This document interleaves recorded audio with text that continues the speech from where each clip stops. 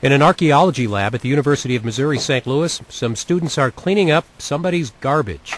All kinds of stuff that was dumped in a hole many, many years ago. Probably a hole that was originally dug for an outhouse and later turned into a trash pit. While most of us might think a privy pit is something to avoid, for archaeologists they can be something of a time capsule. There's a lot of whole objects. Most of the time, archaeologically, we find is just broken pieces. So finding almost a complete lamp, oil lamp base like that is pretty unique in that we would find something like that. And that's sort of the product of these privies and cisterns and wells in people's backyards that wind up being for trash, that they get thrown into these pits that they're protected from being stomped on by dogs or people. So they are larger sized rather than things that are just thrown in your backyard. From garbage emerges the details of lives. A baby food bottle, medicine bottle, whiskey bottles. And in this case, some old dentures. How did they get here? This sort of stuff raises lots of questions. The answers emerge a little more slowly. But here's the background. The stuff they're looking at came from a construction site next to Maplewood's historic Woodside house, a place we first visited in the fall of 2004. In this room we had a drop ceiling that we The city of Maplewood had just bought the property, and the Maplewood Historical Society was itching to get to work restoring the house and preserving its history. I mean, in some ways, you know, you got to be excited about this, but when you look at the work involved, it's also got to be a little, you got to be wondering what you've gotten yourself into, don't you? We have a lot of people in the community that are just dying to get in here, and we've had to make it safe before we can let anybody come in and look around. I mean, I think we'll have no shortage of volunteers. It is believed this house was built around 1848 by Charles Rattles, or Rattles, you hear both pronunciations.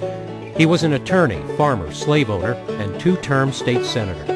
His house called Woodside once stood all alone on the top of a hill surrounded by nothing but the farm. Woodside stayed in the family until the 1920s, and the three-story house was later converted into a nursing home. In the century and a half since it was built, St. Louis grew, Maplewood became a suburb, the land was subdivided, streets were built, and the old house now faces the wrong direction, its front yard meeting the neighbor's backyard. Archaeologist Joe Harrell would like to do a little digging on what's left of the original property, as they try to piece together the stories of the lives of the people who lived here. People always look at us like we're crazy. We'll pick up something like this and we'll start doing our dance of joy and get all excited. And this is interesting because it is a transfer print that's put on a plate, and it's dates to about 1830s to 1850s. It's not so much the objects and the pieces that people are using, but it's a story of how they're using those people and what that tells us about the people. That's a lot more fascinating, the story of the people. There is also a lot of interest in the basement of Woodside, because here you can see just how old this house is. And so the house should date to about 1848, 1850. However, when you come down here to the basement, one of the first things that catches your eye is this is a hewn log that was made by somebody using an axe and cutting it.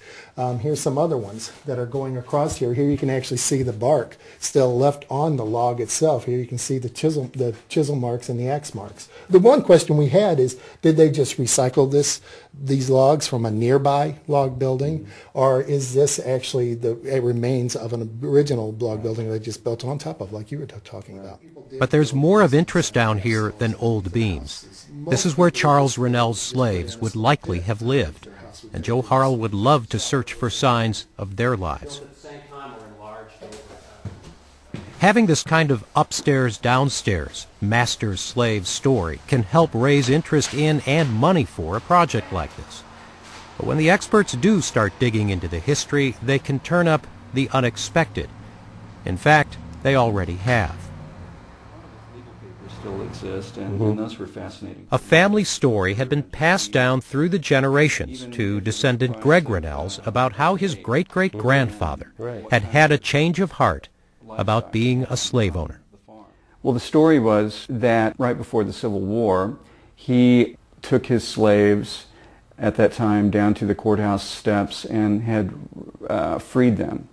And on his way home, he was attacked and left for dead, and several days later was found and had been bloodied and never fully recovered from those injuries.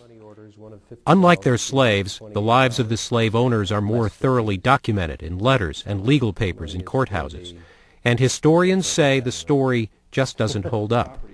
They have found no reports of what would have been an attack on a prominent citizen.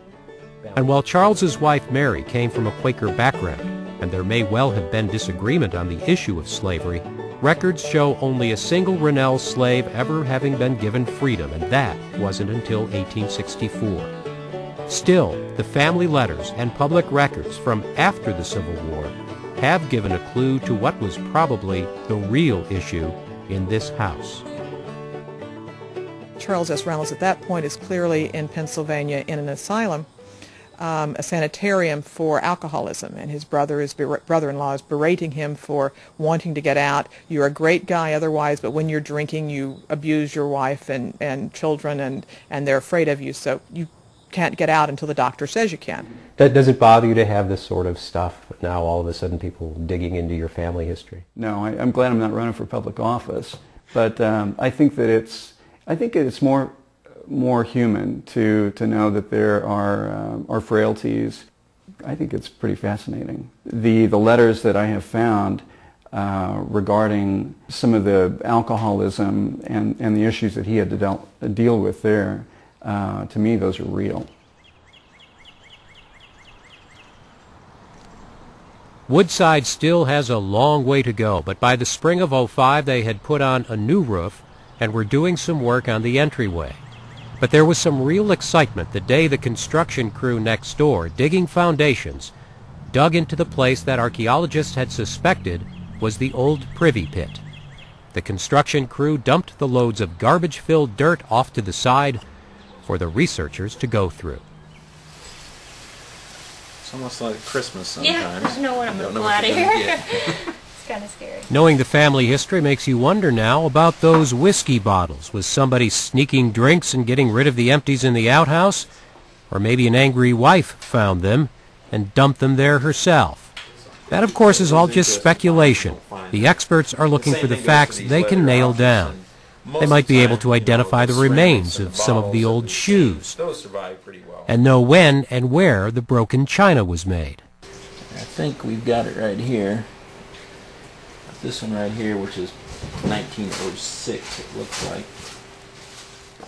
I guess the bad parts about this story right now is that obviously that we didn't have an opportunity to excavate this privy in a more systematic way, that we could have pulled apart the layers of time, the different timelines of was this all dumped in one big pile or is it over 50 years of use, and that might give us a better idea. And all we have really is just if somebody took a history book and tore all the pages out and then said, all right, put them back together without the page numbers, that's sort of what we're dealing with here.